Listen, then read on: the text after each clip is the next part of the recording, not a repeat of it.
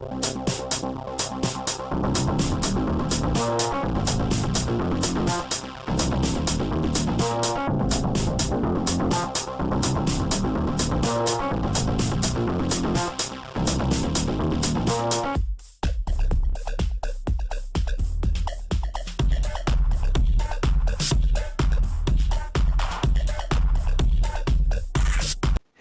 A Day with Caleb. We are back with the bio series, and this biography is centered around the man, the myth, the legend, Humphrey Bogart, and we're diving right into his life. This, born December 25th, so on Christmas Day, that's cool, 1899, way almost 90 years before I was born, almost 100 years. Nicknamed Bogey, which I guess Bogart, Bogey, I guess that kind of makes sense.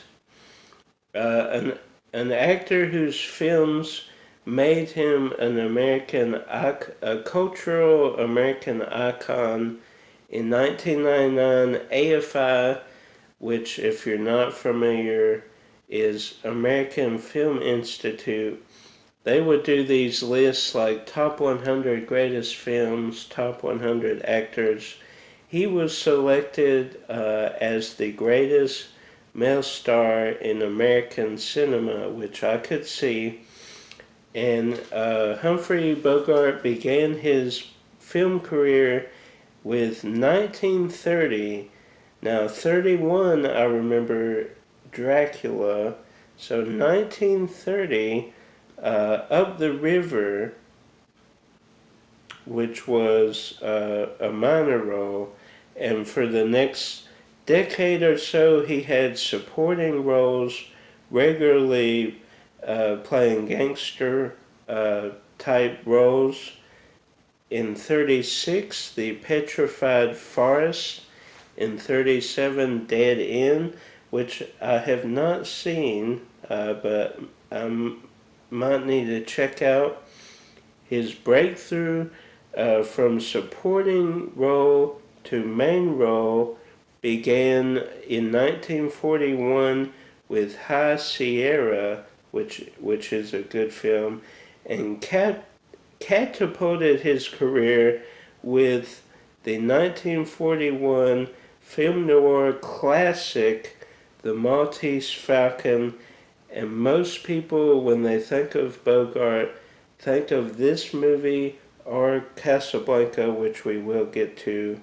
But when you think of film noir, you think of the Maltese Falcon, considered the greatest noir film ever made, and I would second that one.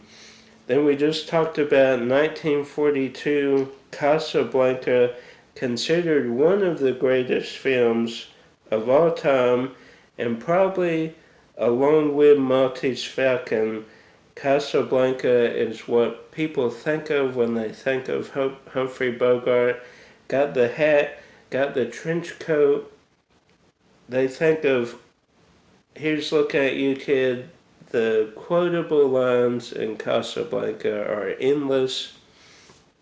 I have too many film variations of Casablanca, too many gift sets, but it is one of my favorites. In England, I actually got a book where someone, like, they used to do pictures along with the film. Actually, Lon Chaney Jr.'s film, one of his lost films, they recreated with stills of the movie that they had. But I got a book in was it England or Wales or Ireland? Maybe it was Wales. I got a book as pictures of the whole film, like movie stills. Anyway, I could go on about Casablanca, but that's great.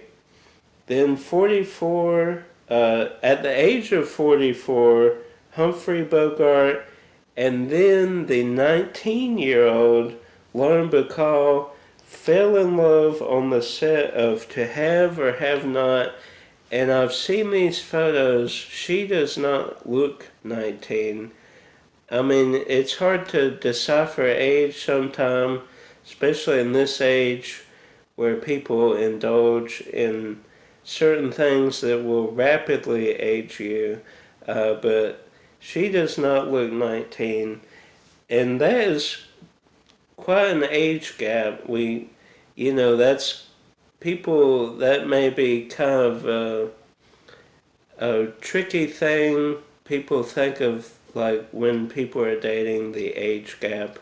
If you're in love, more power to you.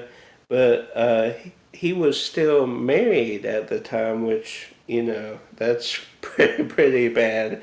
But their second film together in 1945, The Big Sleep, he did divorce his third, why can't I talk? His third wife, and married Bacall. So Bacall became his fourth and I believe his final wife. They then went on to star in films together, such as 1947 Dark Passage and 1948 Key Largo, which I do remember very well.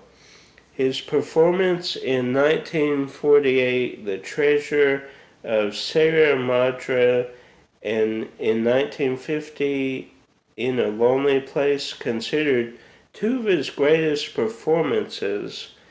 I would consider Casablanca Maltese Falcon, but I would slightly agree. Maybe if you said top 4 performances, I would put those in there. Then he did another movie role where he was kind of an unhinged character in the 1954 The Caine Mutiny, which again another great film. In 51 he teamed up with Katharine Hepburn in the film The African Queen. In 54 with Ava Gardner in The Barefoot Contessa. This went against his other film in 54, Sabrina, with Audrey Hepburn, and there are rumors that him and Audrey Hepburn didn't get along because he wanted Lauren Bacall to be in Sabrina so they could play love interest once again. But I did see photos of him and Audrey being cordial, so maybe those are just rumors. But a heavy smoker and a heavy drinker, he died from cancer in 1957. He was nominated and won an Academy Award for his portrayal in The African Queen. He was nominated 2 other times with Casablanca and The Caine Mutiny. He was a founding member of the Rat Pack, which is what Lauren Bacall came up with. She was walking by in the club and saw the whole crew there and said, "Y'all are nothing but a rat pack." So it kind of stuck, the moniker of the Rat Pack. So Bacall would kind of become a den mother. Bogart was the leader. Sinatra the president. Sid Luft would become the cage manager. Then they would get more recruits, obviously, along the way in forming the Rat Pack.